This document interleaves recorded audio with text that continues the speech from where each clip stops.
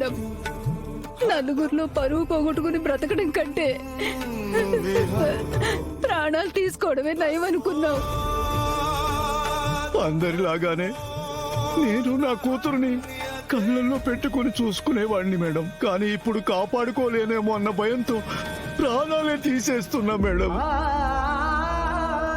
నాకొచ్చిన ఈ కష్టానికి ఈ మధ్య తరగతి తండ్రికి ఇంతకంటే వేరే మార్గం కనిపించలేదు మేడం, కనిపించలేదు. మీ బాధను అర్థం చేసుకోగలమండి. కానీ ఇలా జీవితంలో వచ్చే ప్రతి సమస్యకి చావే పరిష్కారమైతే మనిషి బతుకు అమ్మ కడుపులోనే ముగిసిపోతుందండి.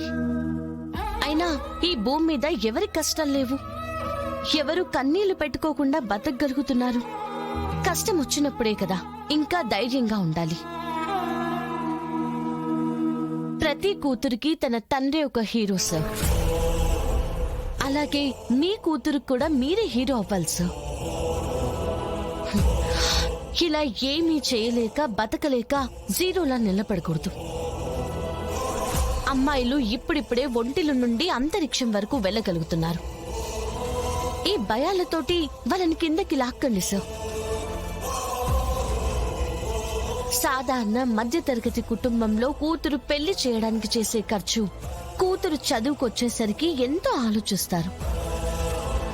కానీ మీరు మీ కూతుర్ని గొప్పగా చదివించారు. కూతుర్ని కూతుర్లా కాదు, ఒక్కసారి కొడుకులా పెంచండి. మిమ్మల్ని అన్నవాడిని చెంప పగలు కొట్టే ధైర్యాన్ని ఇవ్వండి.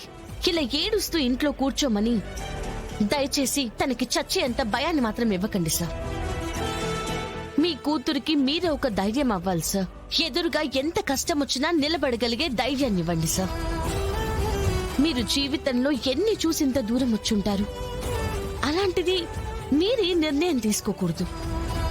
పరువు ప్రాణం కన్నా గొప్పదా సార్? బంగారు భవిష్యత్తు కోసం బాగా చదివించాలనుకుని ఇప్పుడు అసలు భవిష్యత్తే లేకుండా చేస్తున్నారు. అవును, మీరిదంతా పోలీసులకు ఎందుకు చెప్పలేదు? చెప్తే లోన్ డబ్బులు తిరిగి కట్టమంటారు. ఆ డబ్బులే ఉంటే నా కుటుంబాన్ని ఇలా ఎందుకు చంపుకుంటాను మేడం? కరెక్టే దాత్రి.